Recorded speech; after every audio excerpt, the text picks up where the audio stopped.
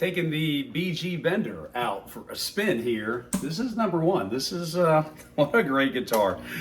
And well, let me turn some of the hum off here.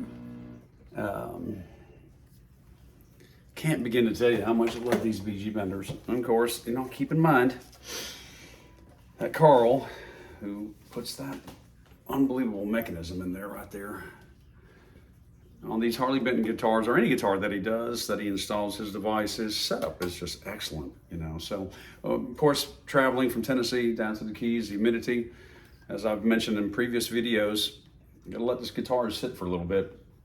And this one here has just been buzzing at the 7th fret on the D string, but I had dressed the frets before, and you know, I just done a little maintenance, you know, nothing that was crazy when I did the work. There was nothing negative, really bad going on with it. But of course, you know, from coming from Norway to Tennessee, then Tennessee to the Keys, you know, things are going to get loose, or things are going to do what they're going to do, and you just need to figure out what it is. So taking the time to figure out your instrument and how to work on stuff has been so valuable to me, because in the past I would have had to send them to somebody or take them to somebody, right?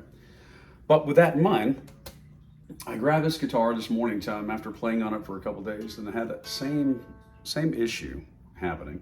And today, when I looked down at that neck, it just had a little bit, it had straightened up, a little overbow. And of course, I just simply did about a quarter turn to relief it, give it some relief, and bang, that was it. And I have to share something with you. That's gonna be a video here, not now, because it's not the time to have it, but I have cracked the code on why most of our electrical issues are issues.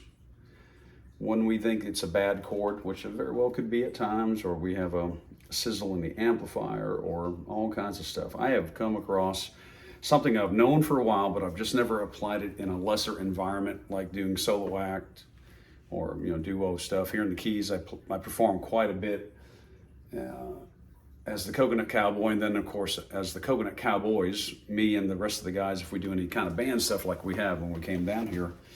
And of course, always relying on power from the facility. It's the only thing you don't bring as a musician. Think about what I'm saying. The only thing you don't bring to a gig is the power.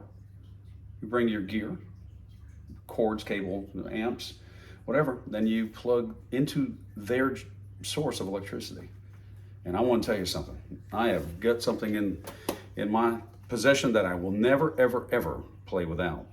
And we'll get to that in a video, upcoming video here. But I can't begin to tell you, I've applied it here at the house, and even appropriate voltage, for instance, 120 coming in here in the United States, 120 coming in doesn't mean that it's a pure 120 volts, the way that your